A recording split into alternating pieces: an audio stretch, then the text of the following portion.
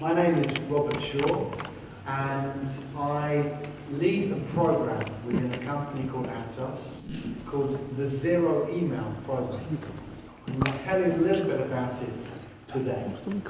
Before I do, I wanted to just let you know a little bit about Atos, and it might be great to know a little bit about you as well. I appreciate this is quite a formal setting. I've obviously played to that by dressing in my best clothes, perhaps over-formalising it with my shirt and tie. But please feel free to shout out and participate.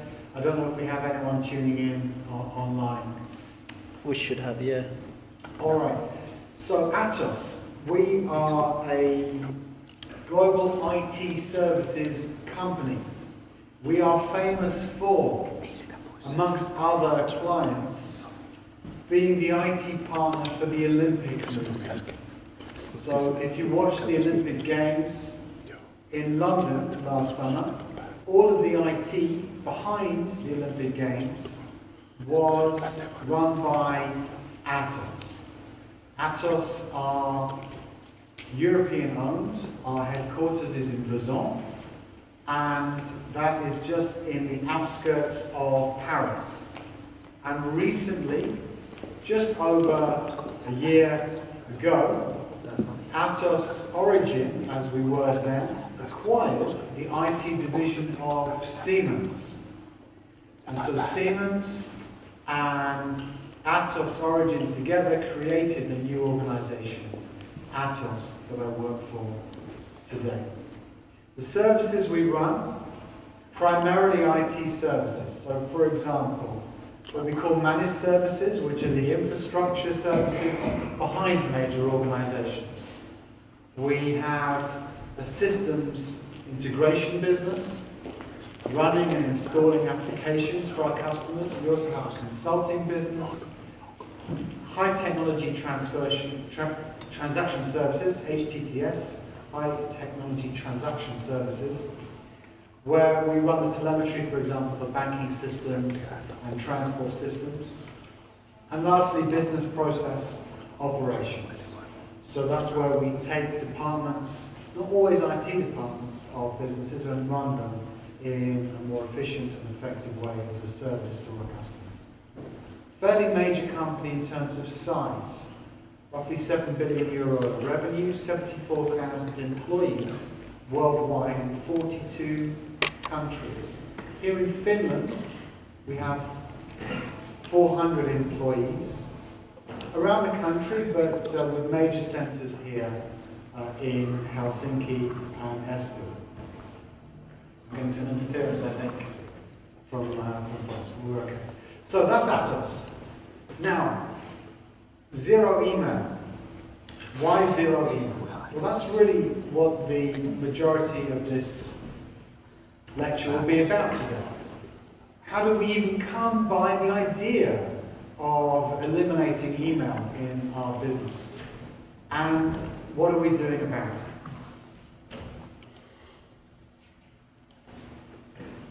Well, any organization needs to have aspirations. One of our aspirations is to be what we call the firm of the future. The firm of the future means that we need to bring together the technology that exists today, and we're a technology company, with an attitude that gives our employees the best possible experience of being an employee. Now, what does a firm do? Are we okay? Are we okay? No. Okay, we're going to get atmospheric over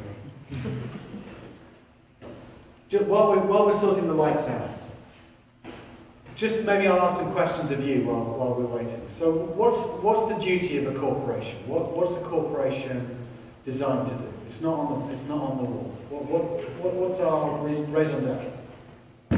It's French. Yeah. Produce value for shareholders. Okay, excellent. That's so 80s. Value for shareholders. Is that the only thing we do? I guess. For me, and this is something I've been thinking actually. Now we're very atmospheric. Yeah, I would say that like corporation or any kind of organization is founded because individual person cannot achieve something. So you need to gather a group of people, you need to gather resources to create something one person cannot do. Yeah. So then the question of existence of the organization is what is it? What is that thing that the individual can do, and what is the reason for founding the organization? And so in that sense there is no one answer. It depends on the organization itself, why it has been. So for those of you that didn't hear that, if I understood you correctly, what you were saying is that the reason why you have a corporation is that you achieve things with groups of people that you can't achieve as an individual. Yeah, and what that exactly is depends on the organization, depends on the corporation. So that's really good. So keeping value for your shareholders, the owners of the business, and doing things as groups of people that you can't do as individuals for whatever purpose. And the purpose for our business is really interesting, and it actually does drive the zero email program. We deliver promises, essentially promises that are described in contracts with our customers. When I was describing the business to you earlier, when we deliver a managed services contract, managing the server estate for customers, there's a formal contract, a legal statement that defines what service we provide and what levels of service we provide and in what way to our customer and for what duration of time. And you can have contracts for any part of our business. So we have to give a service, we have to provide something that delivers our promise to our customers. And we also, with the first point, have to deliver to our shareholders. We have to deliver a return to our shareholders and a return to our customers. And our shareholders look for revenue growth and operational improvements, and our customers look for excellent service. But there is a stakeholder group missing. So can anyone think who's missing from that analysis? If you've got your customers, your owners, I'll come to you if no one else asks. At the back. Employees. Spot on. Your employees. Why is it important that a firm of the future or a responsible employer looks after their employees? To maximize the future profit. So it says To maximize the future profit. Okay, I would argue that's an indirect consequence of looking after your employees, but happy employees may lead to better service, which may lead to more efficient service, which may lead to maximizing profit. Okay. Comment up at the back? They're the engine of the organization. Without people, there's no organization, there's nothing. Without people, there's no organization, there's nothing. Okay, that's true. And how do you get people? I guess you're either, are you postgraduates or undergraduates? Is it a mixture? Do you not use those terms? Are you in your first degree, your second degree? I use them either. A mix. But you're studying at the moment. My guess is you'll have the pick of employers. You're at a fantastic university. You'll aspire to get a great degree result, and you will choose who you want to work for. Even in a tricky economy, you'll choose who to work for. Now, employers like Atos, we want the best people to work for us. And so it's not just about attracting the best employees, it's about retaining the best employees. So making it a fun and exciting workplace is really important. Now I'm going to tell you a story that was one of the instigating events that sparked us to go on this zero email journey. You remember I described the types of business that we do, and I talked about providing services for our customers. And we have one customer in the UK that 3 years ago, in their service desk, and it was a service desk serving 300 customer sites around the country, and what they were doing is they had lots of laptops and desktops, and they were fixing and replacing and refreshing the IT infrastructure for all those sites for our customer. And every change that came in was a call to a help desk. And the help desk was staffed largely by student-aged employees. And what happened was that the network started slowing to that service desk. And we investigated why. And we found out that our employees were using Facebook. And Facebook was absorbing the bandwidth that we'd set aside for that account. So what do you think we did? What was the right thing to do in that scenario? Forbid the use of Facebook, of course. Of course, but you say it with a smile on your face. Because that's the obvious thing to do, isn't it? You forbid the use of Facebook. And of course, that was the obvious thing that we did. We forbade the use of Facebook, we blocked the site. But the interesting thing isn't the obvious decision. The interesting thing actually is the consequence of that decision. Bear in mind what we were just talking about. What do you think happened next? Who said it? Students left. You are spot on. And we had no idea that would happen. Why did the students leave? Because they had too much time in their head. It was boring. It was a bit boring. Okay, boring. I'll buy that. It's boring. They felt that it was enforced on them. A bit enforced. Okay, so we've not been sensitive on a generation that doesn't like, is used to kind of those rules and impositions. And actually, I have a question. Was the problem explained to the employee, or it just came out like? Well, that may not have been the case either. And I think you've got most of the points, and I think you're spot on. And of course, you can forgive management for not tuning into those feelings, because from a management point of view, it'd be, well, why aren't you working? You're here to work. We're paying you to work, and what are you doing? And we conducted some exit interviews with the employees who were leaving, because not only did people started to leave, but actually the opposite of what we wanted to happen happened. We wanted quality to improve. We obviously wanted the network to come back, but we thought that service quality would improve. And the other thing that happened is that service quality fell. So that was a surprise to us. I'm glad it isn't a surprise in the room, because in a way it validates what happened next. We conducted exit interviews, and the students or the employees that we had said, look, you can't cut us off from our daily lives. You can't cut us off from our friends, our communities. It's air and water to us. We need to be connected. And this was 3 years ago, so it was before mobile devices, and actually it's more easy to stay connected using your personal devices. But we need to be connected. And then they said, but you never asked us, why were we using Facebook? And the reason why we're using Facebook is because we're in contact with each other, and we're asking each other how to solve the problems that are coming through the service desk. Your clients are calling saying, how do we fix this problem? Or we've got this new class of laptop that's coming, we don't know how it works. And we were using Facebook to contact each other and to get the right answer quickly. So please switch it back on, and everything will be back to normal. Now, of course, you can switch it back on, but there's a problem. Now, I don't know how many of you are technology graduates or technology students? Okay, just one or two. Okay, so what's the problem with conducting your business through Facebook?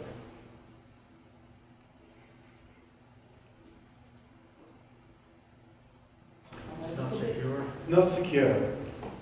Not secure, is it? You don't want to be conducting your business using essentially a public network. It's not ideal. So what we need to do is you need to bring the capabilities of Facebook into the workplace. Bring it within the firewall. So that was one of the first indicators that something interesting was going on. But it meant we had to search, we had to find out what was happening. So that's the first issue, is that we noticed generationally, not only were our younger employers finding these tools we didn't know about 3 years ago in the workplace and using them, but actually there was a second feature as well, which is that they were coming into the workplace, never really having used email and getting very good degree results, perhaps paying their way through college with additional jobs, organising their social lives, doing some significant things, but not needing email. They come into work, what do they find? They find an environment which is full of email. So that's another interesting thing that we noticed. And we wanted to find out, well, what is it that made them effective? Okay. So we want to be an employer and that looks after our employees, and we have a well-being at work ambition, and we really want to be a great place to live. So zero email fits into that tradition. And in terms of the journey, we want to adopt social software to replace email. And email usage is fairly significant in our business. But I haven't explained what's wrong with email. I'm about to do a lot of explaining about what's wrong with email. But I just want to give you a sense of scale. If we look at email usage, right at the very start, when Thierry Breton made his announcement that we would become a zero-email company, we believed there were about 100 emails a day. When we conducted a formal measurement, we found that there were roughly 70 emails a day per employee. 240 working days a year, 74,000 employees. How many, any math students in the room, how many emails a year is that?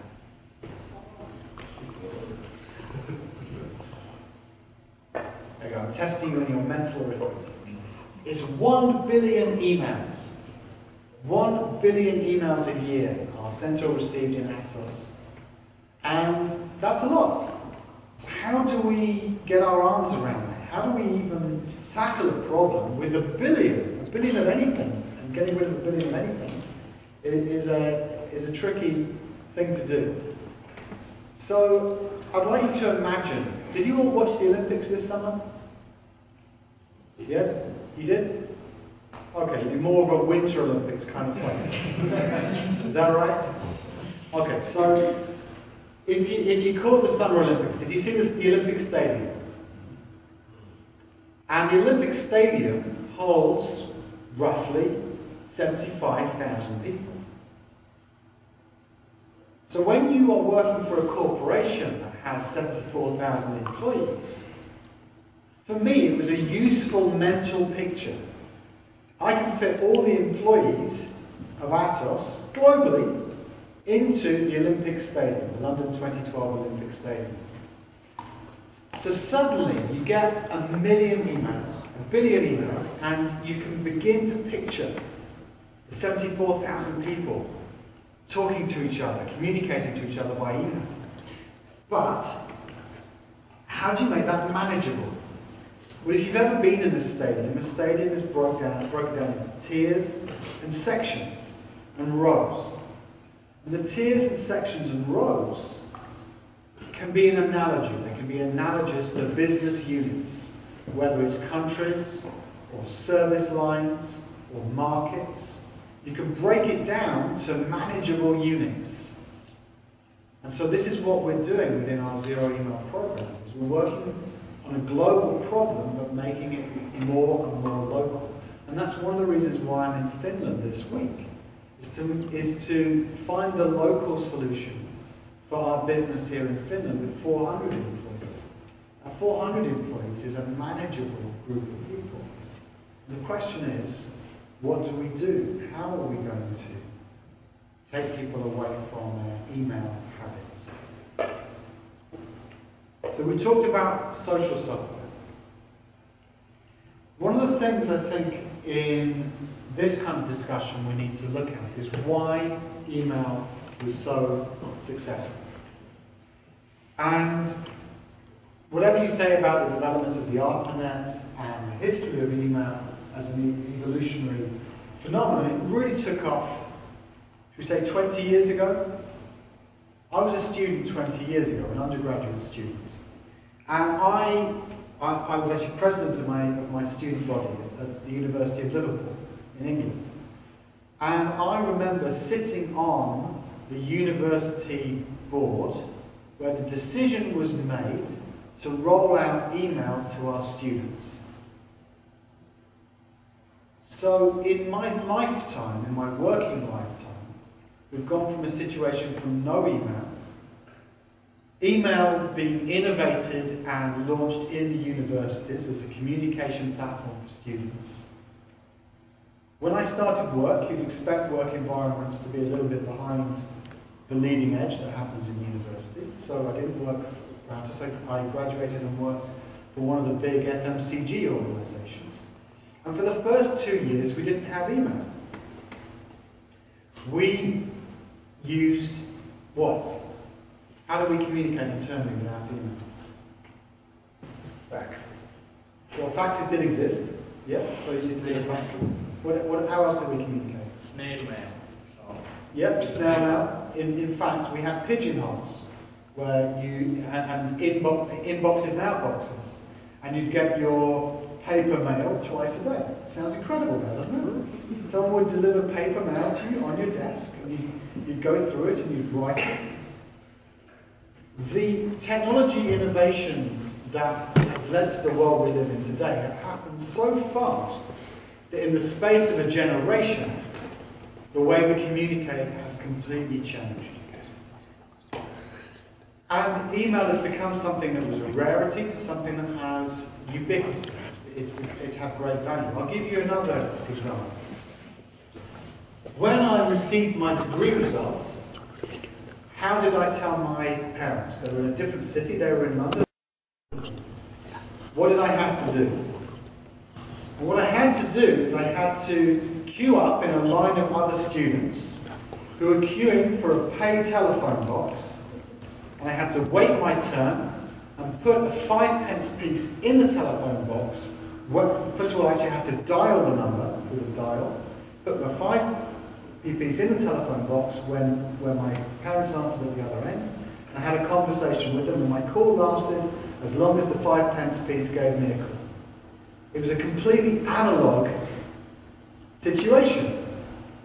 Today, you cannot imagine a situation where you're not in constant contact with people. I just want to, by the way, demonstrate that I am a consumer of finished products. I have my Nokia phone today. It's transformative. Not only do I make phone calls, do you know what I call this? I call this a mobile phone. Why do I call it a mobile phone?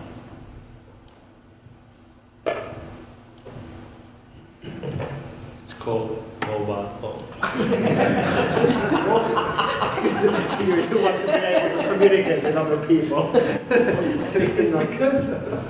It's because the word mobile to me is still unusual. Because growing up, a phone for me was attached to the wall with a wire. And so, if it's attached to a wall with a wire, then the concept of a phone being mobile is new. We call it mobile because I can take it with me. When I was growing up, you only saw something like that on Star Trek, when Captain Kirk took out his phone. And some of the early designs for mobile phones looked like the receivers in Star Trek, aping science fiction. So in a matter of 15, 20 years, we have transformed the way we communicate. And email has gone from something that was a very useful point-to-point tool to a tool that has become dominant. It's become good at everything. So the other thing that, I'm just going to turn this off because it's interfering with the microphone. The other thing that's happened is that with email taking a major role in our business, we've experienced, by the way, this isn't me, okay, that's not me, but this is what people often experience with email. They experience email overload, data overload. I don't know if you've been following, but it's not just about email, it's all forms of data. There's almost a generational angst about data overload. Is it generational? Something that the generation that are in the leadership of business at the moment have discovered is that there's information overload surrounded by email. What we're seeing is that employees are receiving more and more emails than they can cope with. And the emails are coming in almost as a stream of consciousness from other people. And it means that they're not necessarily in control. Half of all of our employees at the time that we kicked off this program spent more than 2 hours a day managing their inbox. And when we looked at the content of what they were managing, only 30% of what they were managing was actually relevant to their day job. The rest of it was what, for a better word, you'd call spam. So email overload is something that we noticed as part of our wellbeing at work surveys, wellbeing at work ambition to make it a great place to work. Isn't just about tuning into those employees who really want to use social media in the workplace, which might more correspond to the younger demographic, but it also corresponds to a need to help all of our employees manage their data overload. And realizing the limitations of email is an important part of that journey. The analogy we use is it's like a Swiss Army knife. It's a jack of all trades and master of none. So you wouldn't, for example, use the screwdriver on a penknife to build a ship. You wouldn't use the knife on a penknife to always eat your food with. You wouldn't. There are just many, many ways you can use email. Almost too many ways, and it becomes inappropriate. And I'm going to explain some of the ways email is being used today. But we think social software in the workplace could be a better solution. But feel free to shout out and challenge if you disagree with any of this. The first problem with email is information hoarding. There's a generational attitude to information. Have you heard the phrase, information is power? So as people work their ways up through an organisation, sometimes knowledge can make you special, can make you valued. People might seek you out. And that privilege of knowledge is something that can actually be something people want to hold on to. Information hoarding. So they might do it from that kind of desire, of really being a sense of, well, I'm the person who knows the answer to that question. But of course, what's the problem with that? What happens with, what happens now if you have a pub debate and you're there and you're talking to your mates and you're disagreeing about which film star starred in a particular film, or who won which football trophy in which year? Well, in the old days, you'd have an argument about it, and you might go home and look it up in an encyclopedia, or find some way of finding it out. Today, what do? Google it. You Google it. You know, you Google it. So, the value of information is becoming democratized. And I'll give you another generational example. How many of you are gamers? How many of you maybe spend time, actually no one's hand shot up in the air. So I gather that in your spare time you're all studying hard. No one here a gamer at all? Okay, we've got one. Okay, well, and what do you do if you can't get through a layer? You're trying to get through to the next layer, what do you do? No, it never happens to me. Never happens to you. Okay. So what happens to people who can't get through a layer? Do they contact you and say, how do you get through it? People will post that they'll have groups on Facebook, they'll have social sites, and they'll say, I can't get through this layer. How do I kill that monster? Or how do I get through that layer? People crowdsource a solution. For my generation, or for an older generation, that would be viewed as cheating.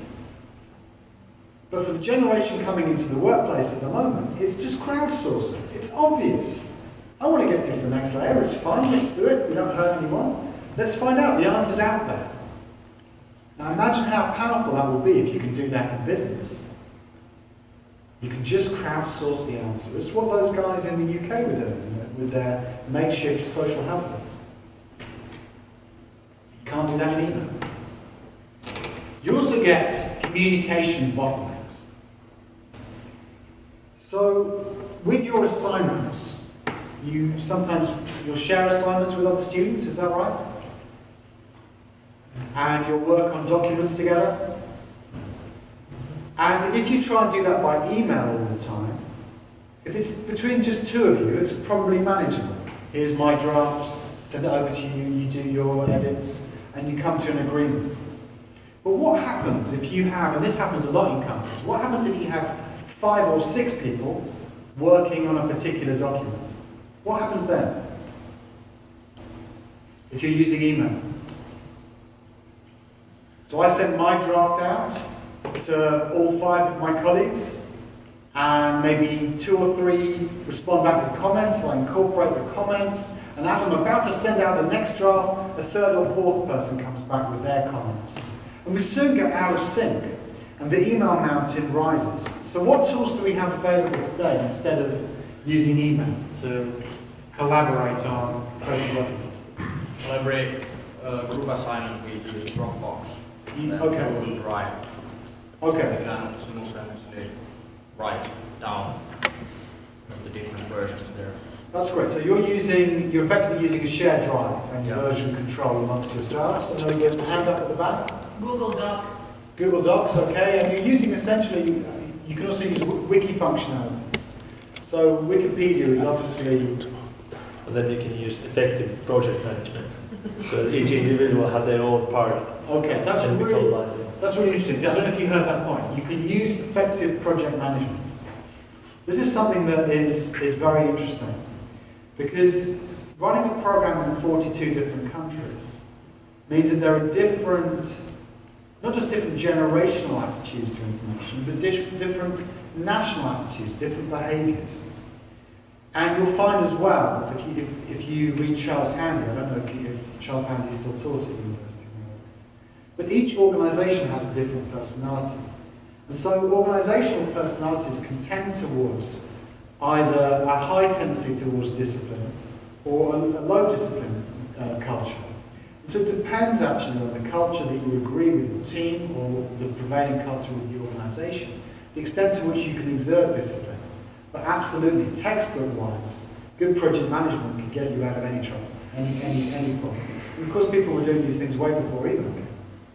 The point I'm talking about really is whether email is suitable for document creation, and you've already crowdsourced your own solutions. You're using Google Docs, you're using Dropbox, you're using your own ways of getting around this problem, because you're not doing the construction of your documents, of your deliverables, of your academic papers using email. You also get occupational spanning. You know what I mean by occupational spanning? I appreciate it's written. The picture tells it all. What's that? The picture tells it all. Yeah. I feel that it's really important that I must share everything I know with other people. I must tell them things it's important for them to know.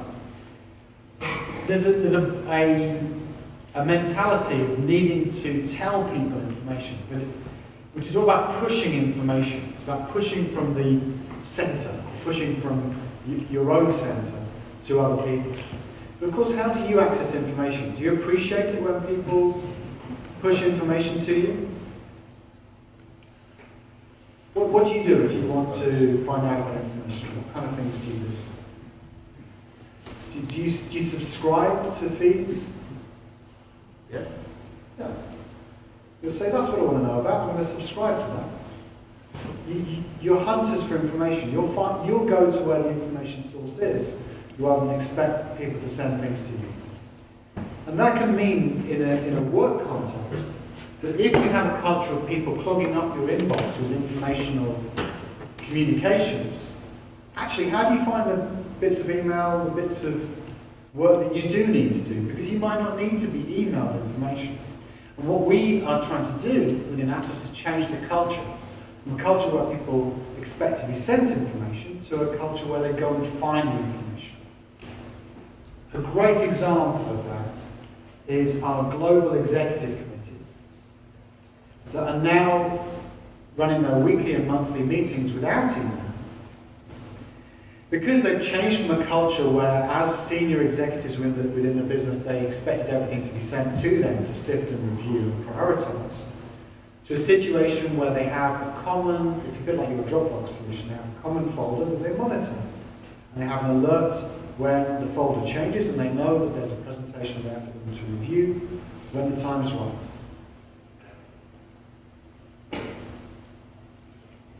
So you do get document ping pong, where it goes from me to you, to me to you, to me to you, to me to you. That happens perhaps too much. Particularly, we're all brought up to be polite. I presume in Finland you're brought up to be polite. Is that right? Yeah, good behaviours. So someone sends you a note and you say, oh, thank you for that note, that was very nice of you. And someone thinks back, oh, that's quite all right. Thank you for thanking me. And you end up with this exchange. Now, what do you do on Twitter or on Facebook? What do you do? Facebook's better than this. It's very simple. You just click like. If you like something, you click like. It's great. Thanks. And that's enough. But we actually had to rein in the politeness of our employees to say, look, when you send an email, if you have to send an email, why don't you put no reply required? It's not necessary. I know that you've got it. No reply required. I'll let you off the courtesy of replying to me. So these are etiquette things. I have a question. Did you try to use this kind of like email rules at any point where you could use some kind of identificator in the beginning of the email saying, okay, is this something that requires a response from the receiver, just like for your information or the urgencies and things like that? Absolutely. So one of the things is putting for action or for information in the subject line of the email. So there are beautiful etiquette solutions available for people. There are lots of ways you can apply etiquette. And in fact, we've developed etiquette, videos and training for our employees so that they can apply that. And so all these things, whether you have an inbox operating as a silo. What happens if you send out a communication but you miss someone out? Well, someone can feel left out. They can be a little bit upset. So you need to bring them in. You need to find a way of bringing those people in. And so email etiquette can get you so far. The idea of being a detective, finding out information, rooting it out. One of the biggest challenges we have is some of the most effective employees have effectively their database logged into either their Outlook folders or on their laptop. It's not referenceable or shareable across the business.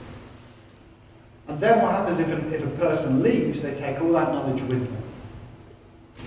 So how do we make that more open? How do we get a culture where everyone shares?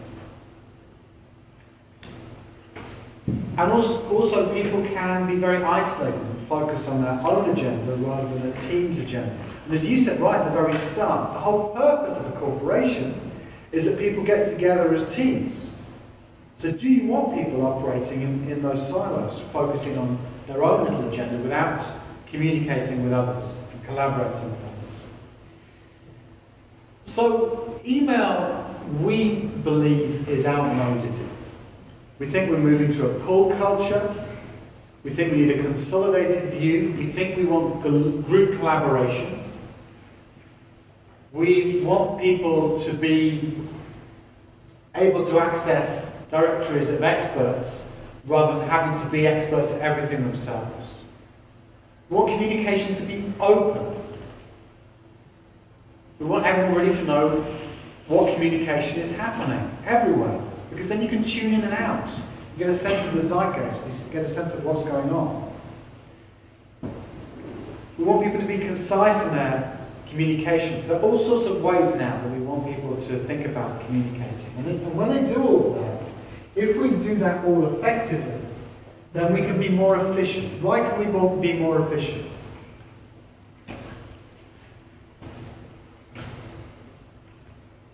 Why is it more efficient if we solve all of those problems? What are we saving? Time. We're saving people's time. Nerves. Nerves. Nerves? Yeah. Why nerves? You get nervous when you do that way. I'll tell you something. You do see people hovering over there, checking every 5 minutes. Do you find yourself going to the movies and checking your phone for communications every now and again? Yeah. Yeah? Okay, but what's that? Is that anxiety when you do that? You can't wait for 90 minutes? Are you just waiting for your girlfriend to turn up before the movie finishes? But there's an element of nerves. There's a reflex action. Someone contacted me. Has someone contacted me? Have they contacted me yet? They haven't contacted me.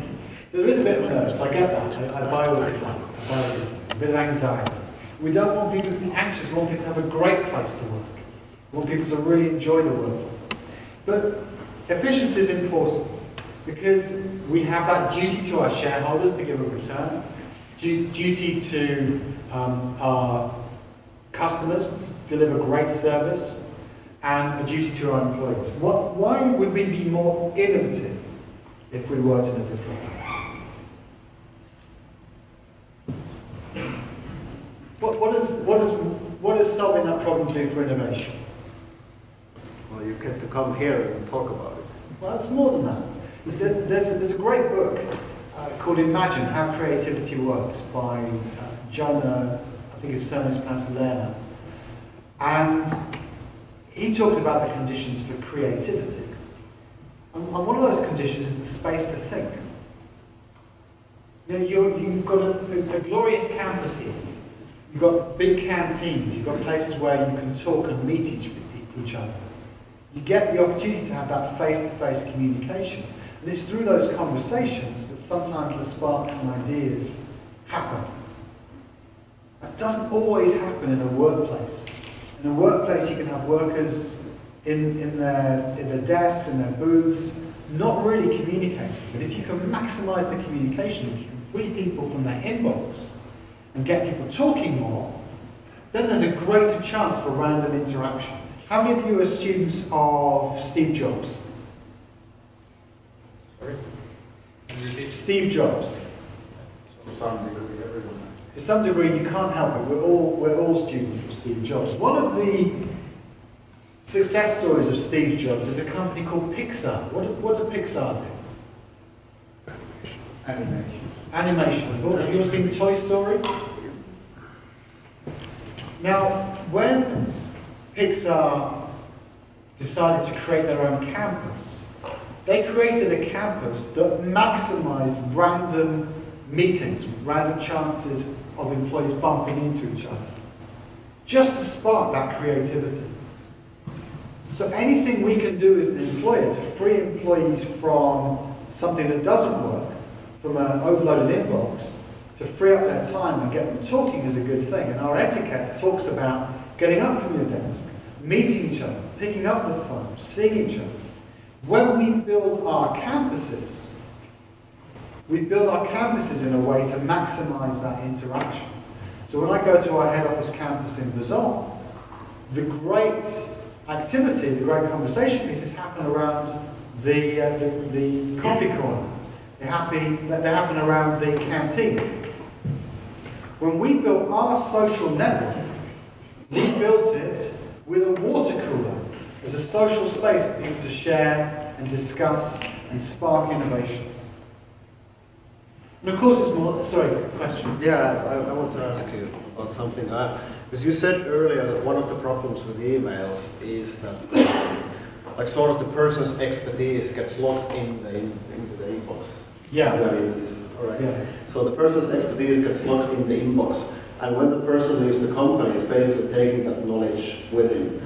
So the alternative to that is to have some kind of tool, obviously, where you try to document as much of that knowledge as possible. Yeah. But that's something, like, I've been thinking for a few years now, that is it actually going to be worth the investment to have a tool like that, when instead the alternative approach would be pretty much what you just talked about, having these kind of spaces that facilitate interactions and basically, like, you can never get all that expertise from outside a person's head, but you can get some of that expertise out when you try to facilitate this kind of mentoring and like the teams actually working together face to face and so on. So you get this sort of almost like osmosis of transferring the information to other people on different levels. So how do you find the the relationship between these two approaches? Do you have experiences since your project on, like, which works better, or other advantages towards them or nothing. So I'm going to do something dangerous. I'm going to show you a live. I'm going to show you our social network. I'm going to fast forward. There's no chalk, but there's a bit of chalk. Can I draw on these boards? Have you drawn these ever? Yeah? Okay. So you're moving from an email paradigm to a social paradigm. And that means that we have to operate in a new way. So if you accept the premise that email is bad, okay, it's a bad thing. Yeah? Thumbs down to email. We've assassinated email. We've character assassinated email. That's one thing. But now, what do you go and do about it? So on the journey, you can do something about etiquette. So if I could show you the etiquette campaign, it's got some funky music, so I might turn it down. But you can do something about the etiquette. And in fact, there's no funky music. But I'll let that play in the background. You can talk about the kind of conversations with people. So everything we just talked about, we're trying to use the positive. How do you accentuate the positive behavior? Walking around to your colleague's desk to say hello. These are all of our values as an organisation. So accountability. And one of the things people do is they feel like they've got the problem off their chest by email. And they're not speaking to each other regularly enough. So each one of these campaigns, each one of these posters, is about accentuating a positive behaviour. And at the time we ran this campaign, we were looking at the point solutions and the behavioural change aspect. So summarising communications is very important. We talked a little bit about, okay, so we talked about delivering to our customers and competitiveness, but whether you should send an email and the point at which you access information, pull and push information. So a number of these posters and campaigns are addressing those etiquette and behaviours, but you can only go so far. And this is why this is an academic discussion. This is why this is something that we talk about with students on campuses and lecturers on campuses. And what we do as an organisation is not just address the social side of how to behave when it comes to email, but we have to come up with a scientific solution. On our business cards, it says we are business technologists. And that means it's not good enough to be a victim of the technology. It's not good enough to say that the technology itself is the problem. You know, a bad workman blames their tools. It's not acceptable to say that if you're a business technologist. What we have to do is we have to see what technology is available at the moment. So we embarked on a search. First of all, the Wellbeing at Work community helped us identify the business case, but we also keep connections with campuses. And we have a scientific community. And these are lifetime students. They're like your good selves, but have retained their connections with academia throughout their career. And we think that the best employers, the best companies, support the continual learning of their employees. And so we went on a search. What social software technologies are right for the workplace? We know it's not Facebook, because that's not designed for this purpose. But what's out there? So they found out there were 200 technologies out there. Now, how do you evaluate 200 technologies? What do you need if you're going to evaluate something? By the way, we've selected one. We've selected a tool called Blue Kiwi, which I can show to you. And it's on the screen at the moment. But how do you get there? How do you get from 200 down to 1? What do you need to do along the way? Test them all. Okay, you test them. But what do you test them against? You just look at how people use them and if Okay. it's useful or not.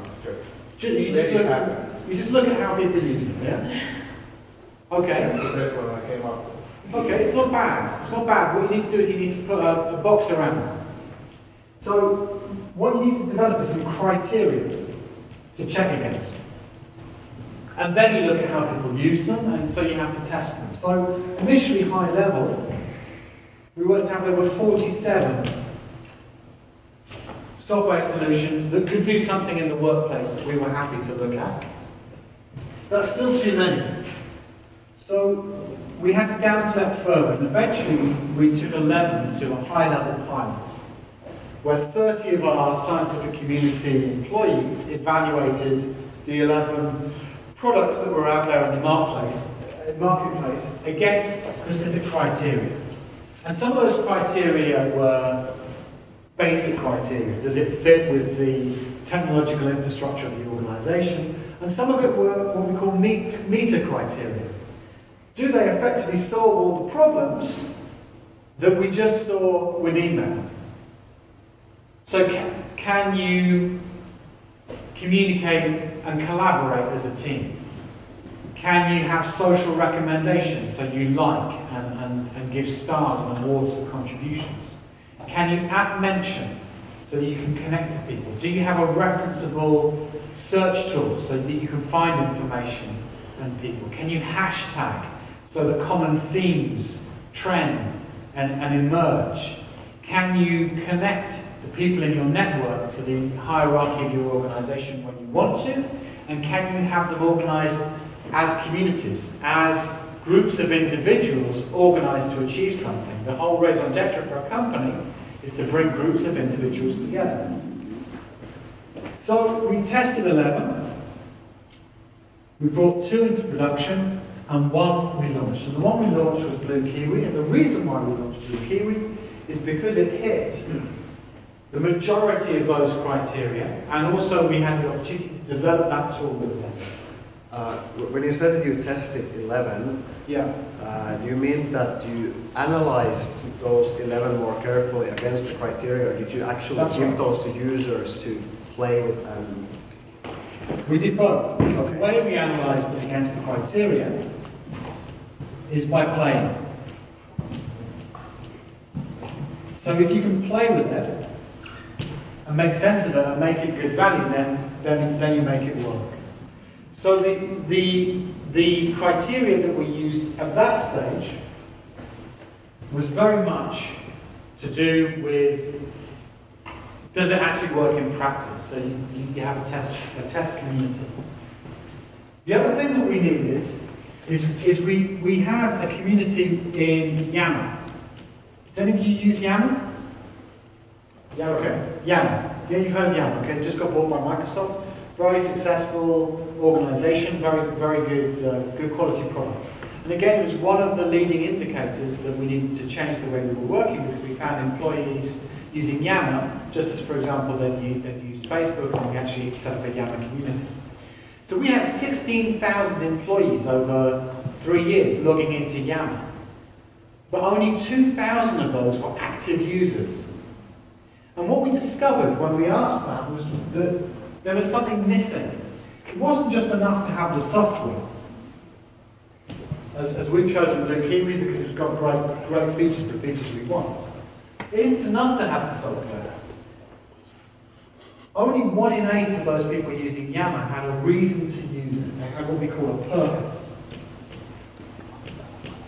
And that purpose was defined by the community they were working with. And that's the Holy Trinity. If we think if you have those 3 things, that's how you get adoption. That's how you change people from working from an email environment, which is pervasive, which is very successful, to working in a new way. So when we're introducing Blue Kiwi to people, we're not allowing them to join as individuals. We're onboarding community by community with a defined purpose, going right back to what we said at the very start of the lecture, which is the whole reason for an organization, the whole reason for a corporation, is that you can bring people together to achieve things they can't do as individuals. So social software in the workplace becomes something we do as individuals. Now at that stage, we've come to the end of the hour. I know we have a bit longer than an hour. So I'll give you some choices. I can give you a video demonstration. So I've shown you, I've assassinated email, character assassinated email, and I've shown you a little bit about the way we turn that character assassination into positives, how you do a positive campaign. Almost using NLP, neuro-linguistic programming techniques, to try and address people's behaviours. And I've explained a little bit about how you get from email to something better. But I'd like to show it to you, so I can show you a video, and then if you want we can have a look inside Blue Kiwi itself, which might be of interest to you. So we can do some of that. I can show you a little bit about our portal, some of the campaigns. We could just have questions and answers. What would you like to do? Video. What was it, video? Okay, so we'll do the video. But you know what, there might not be sound on this, because the sound wasn't working before, was it? Let's see if this works with sound.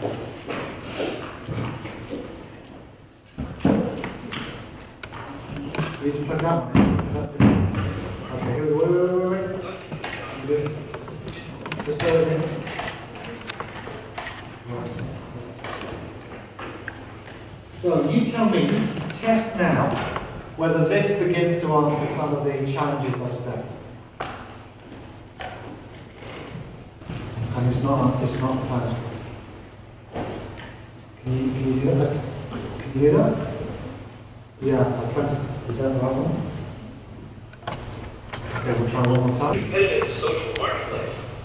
Nothing is done by a single individual. In this climate, the keys to success are productivity, adaptability, and innovation. Introducing Blue Kiwi Zen.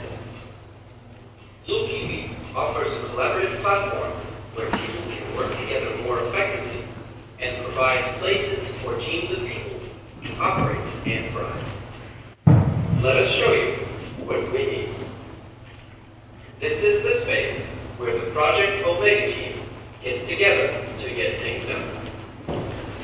As a member of the team, I can see its news stream starting with the most recent post on top. Authors, type of content, subject are clearly displayed. I can easily dive into a recent post about a green housing project proposal, preview the attachment, then move to the next post, which happens to be a poll to the community to figure out which conferences they want to attend. At a glance, I see how the community responded to the poll. Great for fast decision-making in all transparency. All the resources of the community are at my fingertips, as you can see on the left-hand side.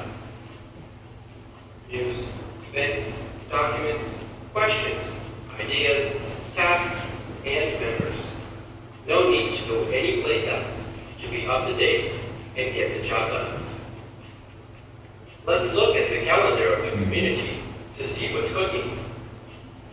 Let's now browse the shared documents to find a familiar organization of files that can be synchronized with over 30 document management systems. Let's click on the ideas suggested by this group. You can see we're beginning to bring forward to one place. Submitted by a member. I can vote on it and add comments to push the idea further. I can do all of this and more in a snap. No way we can do this by you. Imagine a place where you no longer need to knock on multiple doors to find the person you need. Where you no longer have to call endless folks who are too busy to see you. A place where sifting through a pile of disheveled emails to get up and running becomes unthinkable. With Blue Kiwi, everyone within your organization is there, just a few clicks away. On this project, I've just realized I need an expert in transportation systems to complete the response to the client. Unfortunately, a quick glance at the aggregate cloud of expertise tells me I do not have that expertise in the group yet. Let me then fire up from a search on list. Note in passing the fast auto-suggestion capability of the search engine, offering possible results of people, spaces, and publications. Okay, I have found an expert. Let's take a look at his profile. Here, I see his credentials, background, and experience. I see as well the recommendation engine in action. It tells me there are similar people that could interest me. I can still do more before I contact this person. I can check his contributions, even his public calendar, to figure out if he's available.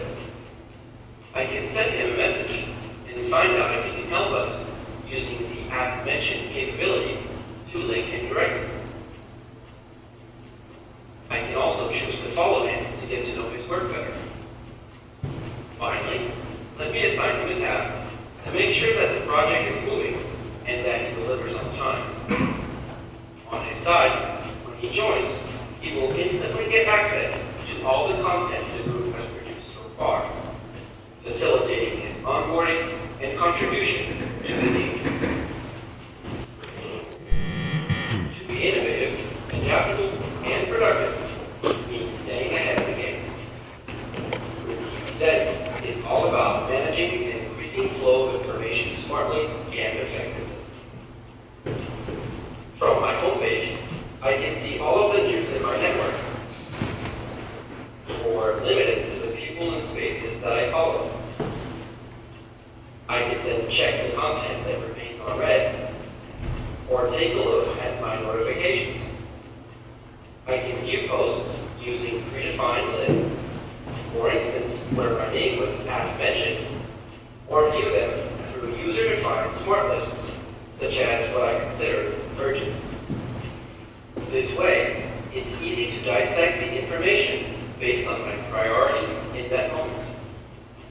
No need to file things in clutchy Outlook folders anymore. Let's now preview the posts and do a quick triage. I can archive a post, react to it, alert someone or a group about it, give a thumbs up, star it for later reading, or just label it for further processing. It's all there to keep me abreast of the latest news, whether it's a new opportunity or the closing of a deal. Blue Kiwi is your key to working smarter, better, faster.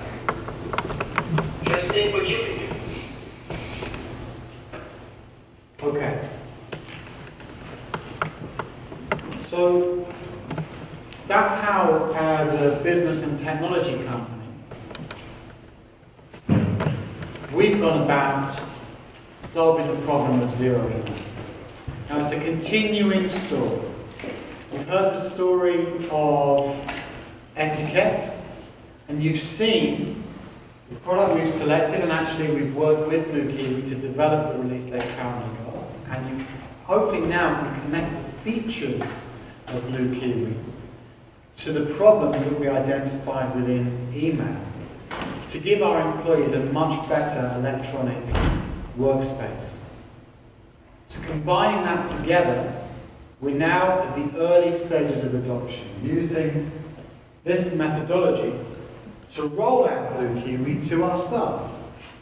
And we've got 2,300 staff using it today, and over the next 6 months, our aim is to roll that out across our organisation. Any feedback? Yeah, right at the back. I'm working for a aalto-yliopisto, and we are starting to work this way as well, with a different tool though.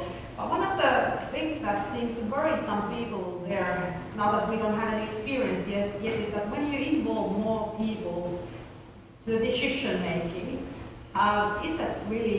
is there some risk that it's not so effective after all, because everybody is involved with everything? I'll give you an example. I'll give you an actual example from my own development. So, as you can imagine, the development of our campaigns have to evolve. The first advertising campaign you saw was in an email environment. It was about email etiquette. we're now developing our campaigns so that we can teach people how to use Blue Kiwi related to what we call personas, the jobs they do, whether it's a bid manager or a project manager.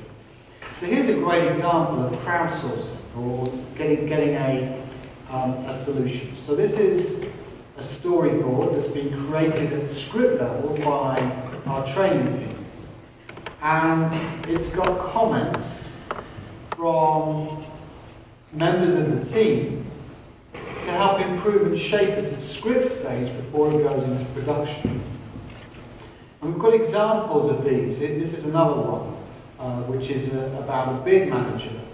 And the feedback can actually be quite impressive. You know, this guy, Hans, has given a lot of very well thought through feedback. So is Thomas, and so is Valentin. Now, of those people, I've met Hans once in my life, I've met Thomas once in my life, and I've never met Valentin.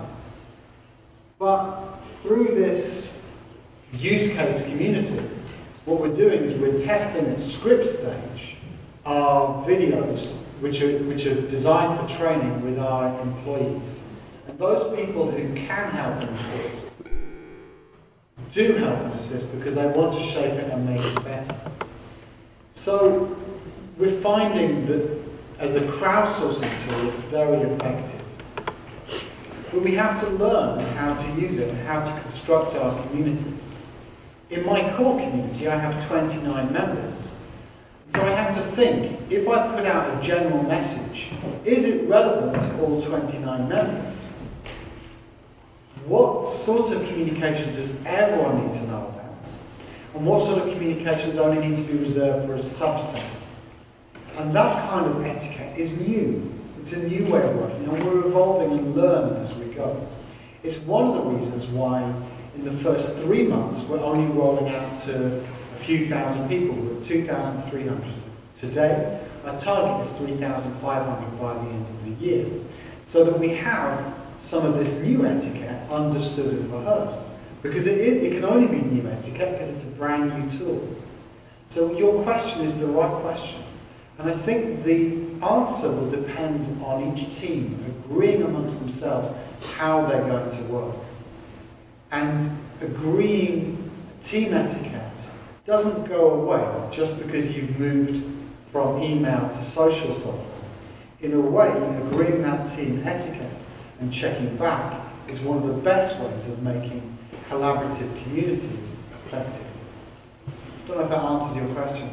Yeah. How much guidance have you given to different groups about using wikis or those group tools? Are they free hands to do whatever they want, or have you set some rules for those? Again, do you remember what I was mentioning earlier about organisational culture? And our organisational culture is quite free. It's quite, I won't say undisciplined, but you have lots of latitude to choose. You find other organisations that are very regulated. So some of our rival IT companies have an incredibly regulated user experience, and a desktop environment will be identical from desk to desk to desk around the world. In our business, you can have a different desktop look and feel to the person sitting next to you. And actually we think that's a differentiator, because one of the things we're moving into is bring your own device. And software as a service applications like this that you can download, it doesn't matter, you don't need to download, you just need a browser, are very useful. So it depends on, the answer to that question depends on the type of organisation you are. Whether you choose to have the power over your employees' work environment and regulate their experience, or you choose to let them have a freer view and have a freer set of applications and experiences. We're at the freer end, so we have a more open attitude which can have advantages and disadvantages. But we'll take those advantages over the disadvantages because it gives us greater connections to the trends that are happening in our industry. Any other questions or challenges about what you've seen? Sure. I just briefly looked on the internet and said that basically this Blue Kiwi company is owned by Atos. Yeah. So was the only solution to make a good solution for yourself was to buy a company that does this kind of stuff? It was the best decision. It wasn't the only choice we had. You know, at this point here, you have tremendous choices. And those choices are voiced in an organisation in a very interesting way. I once sat in the board meeting of a major restaurant chain, global restaurant chain, and listened as the CIO recommended an ERP solution on what I view to be completely emotional reasons against the recommendation of the consultancy I was working for, who worked out very logical reasons to go with another ERP supplier. And that taught me a lesson early on in my career, which was that decisions aren't always logical. And each organisation will make a choice that's right for them. The reason why Blue Kiwi was right for us is because we wanted to create that holistic environment to address the criteria we defined in our zero email white paper. Why? To address the deficiencies in email that we've identified, because we're the zero email company. And Blue Kiwi were the organisation that was exceptionally compatible to us. They were very happy to invest in that product development life cycle, and the best commercial solution to that was to buy Blue Kiwi and invest in their R&D and development team and help them accelerate a development path I believe they were on anyway. That was important to us. Another thing that was important to us is that we contracted with a European company. European law around data protection is very, very strong. And we wanted to contract with a company that was compliant. For example, when we bought the IT division of Siemens, we have many employees in Germany. It's very important for our employees in Germany and our employees across Europe that they have a tool that they can rely on. But also, for us, isn't subject to the US Patriot Act, which many organisations operating from the States are subject to. So there are good strategic reasons why you want to have a European, predominantly European company working with a European supplier. So there are good strategic reasons to work together, as well as operational reasons to work together. And also, we wanted to work with an organisation where we could share the benefits. If we believe we have the opportunity of moving social software to the next level, to the next paradigm, then we want to have a stake in the benefits, if at all possible. So we want to be able to benefit from that growth, and that's a commercial decision, and I think it's a wholly legitimate one. I'll draw you a diagram to illustrate the change we're talking about. The first level of IT is what we call foundation IT. And foundation IT is really running the guts of business, whether it's running their server farms or their networks. It's what it takes just to keep their companies running. And it's fairly commoditized, and it's been going quite a long time. You have business enabling IT, which is the next level, which is perhaps more lucrative, more exciting. You're working on apps, you're working on development, you're helping an organization hold together. What we believe is that the next paradigm in IT is social business IT. And we want to be players in that third paradigm, the development of the IT industry. Why wouldn't we? We're an IT company. So making a transaction to buy the company has a benefit for Blue Kiwi. They have an accelerated product that they can share with their hundreds of customers. And we get to share in the benefit of that investment. Does that answer your question? Yes, thanks. Okay. Any other questions or challenges? I have it, okay. Sorry. Yeah, right. So what about the product policy of Blue Kiwi? Do you have in mind? What's the product? Product policy. Keep in mind.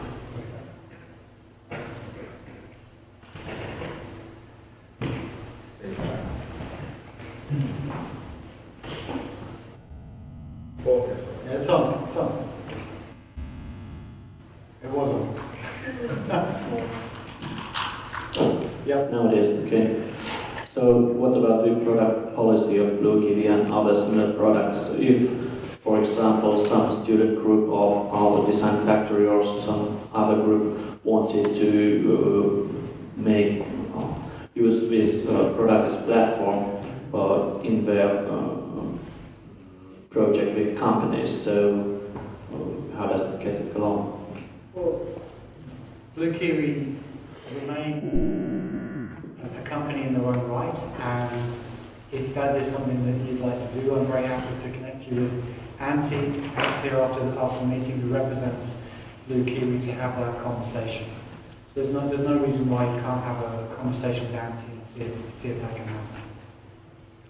There's a question over here, sure. Just a second. Yeah, I have a question or a story. Now it works. Yeah, I have a story leading to a question. I was involved in a zero email initiative, sort of, working for a very big company, and we got a new boss at one stage.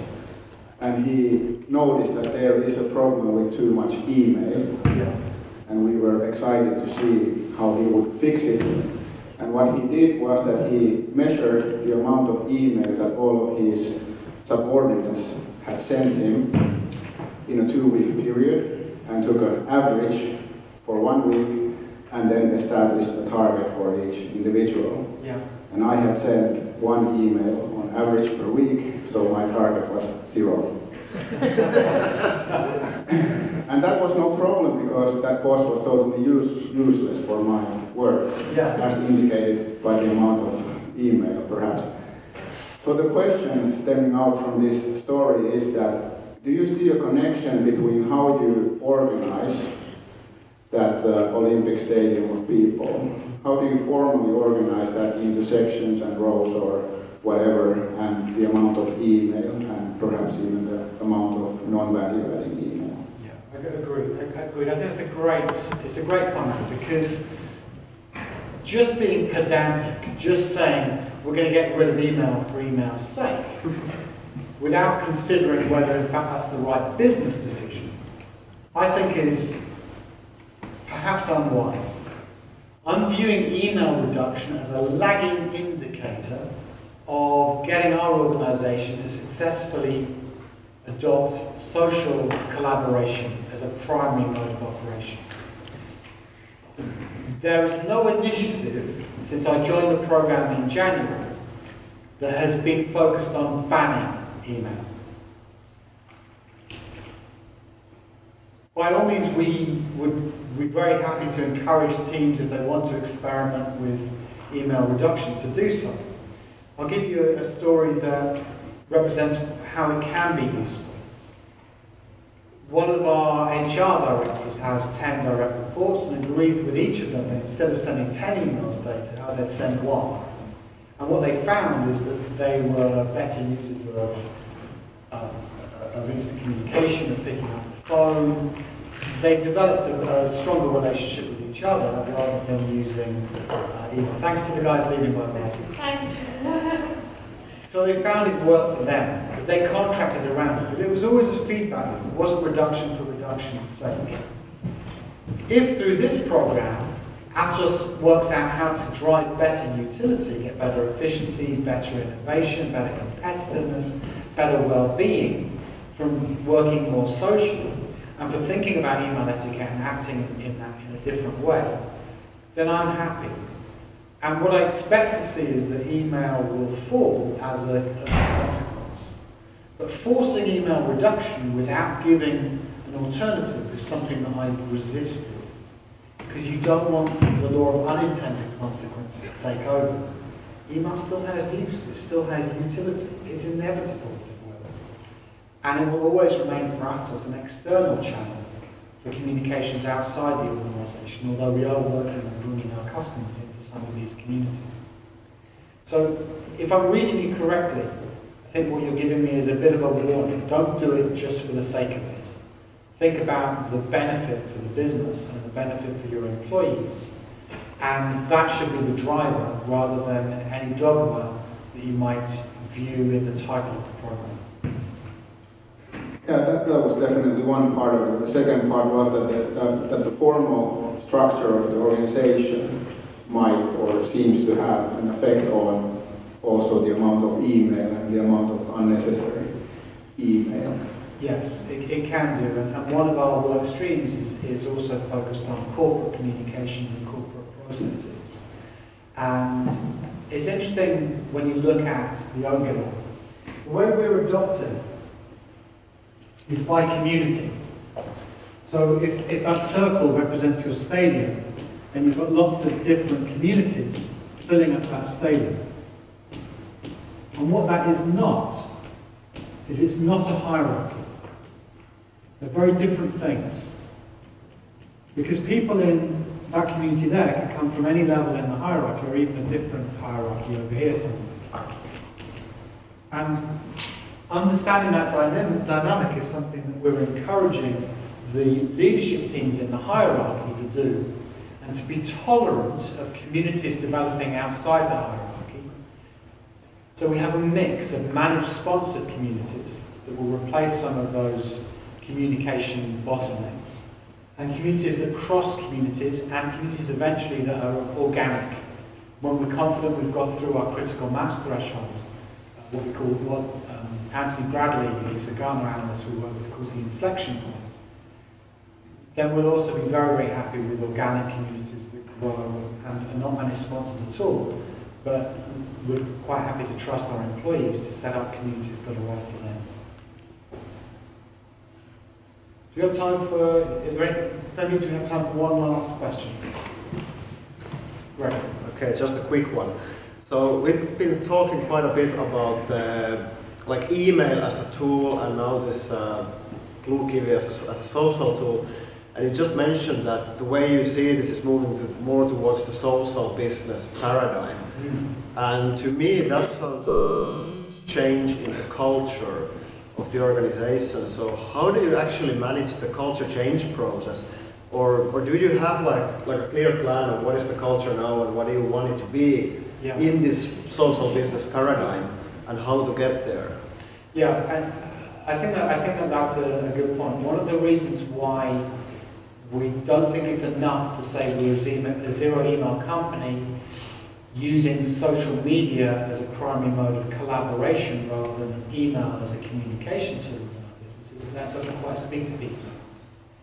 What we've also discovered is that people learn, I mean it's known in an education field that people learn in three ways. They learn through listening, they learn through seeing, and they learn through experience.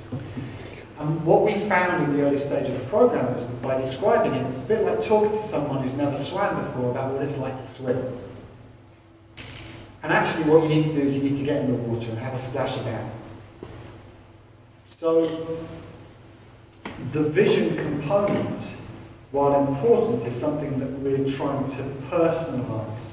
What you can see in front of you is a conversation about a script for a persona. The persona that we're looking at is the bid manager persona. So bid managers can visualize what running a bid will look like using social media as opposed to what it looks like today. It's not, by the way, for a bid manager in particular, it's not just social media. It's using document management and knowledge management as well. So it's not just one tool, it's a suite of tools. So we're trying to, rather than have a vision that's universal, that fits all 74,000 employees, we've broken that down into 5 or 6 persona visions related to common roles that we have: an engineer role, a bid manager role, a manager role, a project manager role. So people have a more personalized view. And then when they jump in, they can experience and then test their experience against essentially that vision that's right for them. It's very difficult to give a global vision because you have generational differences and differences in people's jobs that can be quite profound over such a vast organisation. So bringing it down to a level that's personal is very important. Does that answer your question? To some extent, how do you measure or keep track that you're actually going in the right direction? Because I would imagine that it's not just increasing the number of users, but also how the tools are used and how people get used to them, and also actually getting this productivity and other benefits. So how do you track that? So one of the ways we track it is what's going on in each community. And we have approximate measures. So you look at the volume of posts and the different types of posts that are going on in any different community at an aggregate level. So you can test whether a community is healthy or not by the frequency of posting and the ratio of posts of active and passive members within a community. So that's a test of health, and we are going to measure that. So that's the prime positive measure, which is a leading indicator of your adoption, not just the quantity of adoption as you gradually fill out this stadium of employees. And then you have the lagging indicator, which is the reduction in email. Remember that slide I showed right at the very start with email reduction is very much at this stage, what's this one here? Very much at this stage, a theory that we're putting in practice. See that? So this measurement of email reduction is another indicator of whether you are actually going to be able to succeed in reducing email. What that's showing us, where the email reduction down arrow that's about to appear, shows us is whether you've achieved your adoption successfully. That down arrow. You notice how the red arrow came first. It's a lagging indicator. So two measures. One's a measure of the health of the communities that we're setting up, and the other is email usage dropping away? Because we think that if you've got happy communities and employees mapped to those communities, they won't need email anymore. So those are the measures that we're working on. And incentivising those measures as well, which is another story entirely. Any other, I think that was the last, okay, one last question and then we'll have to finish. I don't want to be a party pooper, but I was wondering, isn't it just that the label emails is going to be substituted in the new system with, it's going to be a compound number of posts, blog, messages, documents, and so on. So when you sum them, it's still 100 pieces of communication. Yeah. It's just not in the format. But still people are going to share that information and still overrunning. It's not a party pooper question, it's a great question. Because what you're tuning into is information overload. I think it's clear to me, I don't know if it's clear to you, that the power of a social software tool like BlueKiwi allows you to do things that you can't do in email. You can't really collaborate in email in the way you can do in social software. Social software that's designed for the workplace is even better. Will that take away data overload? That is a very present question. It's a question I was asked earlier in a meeting of employees as well. And journalists ask that question in all forms. Are you replacing one form of data overload with another? So that's something we have to watch very closely. We have to make sure that employees know that they're not compelled to use social media outside of work hours, just that they were never compelled to use email outside of social hours. The difference we notice is as follows. Employees who use email out of work hours often do it because they have to, because it's housekeeping, it's cleaning up. It's not really adding value, but it's keeping a tidy desk. What we're finding is that employees that work in social media out of hours actually do it because they quite enjoy doing it. It's quite fun and quite connected. We have to balance that. I've resisted, for example, a lot of the calls for gamification within our social software because I know that gamification can have addictive qualities that I don't want to encourage. So your question is a live point, and it's one of the things that we're going to need to test. We want to know that people are more effective when they're working, and we would like our employees to work within the hours that they're given. I can't stop people working out of hours, but I would hope that this makes them more effective within the hours that we ask them to. And your question I will keep at the top of my mind as we roll out this software and change our way of working in the final 14 months of this program. So thank you for that question. Okay, I think it's time to thank you, Robert, for a very interesting discussion and presentation. I'd like to give you official license to act differently. We are giving these licenses to people who try to make a difference, and I think you try to make a difference. So this gives you a license to do whatever you want. If you have a boring meeting, you can start firing rubber bands or whatever. And mind our research group. We are responsible for your behavior, so don't worry. So thank you again. Excellent. Thank you very much.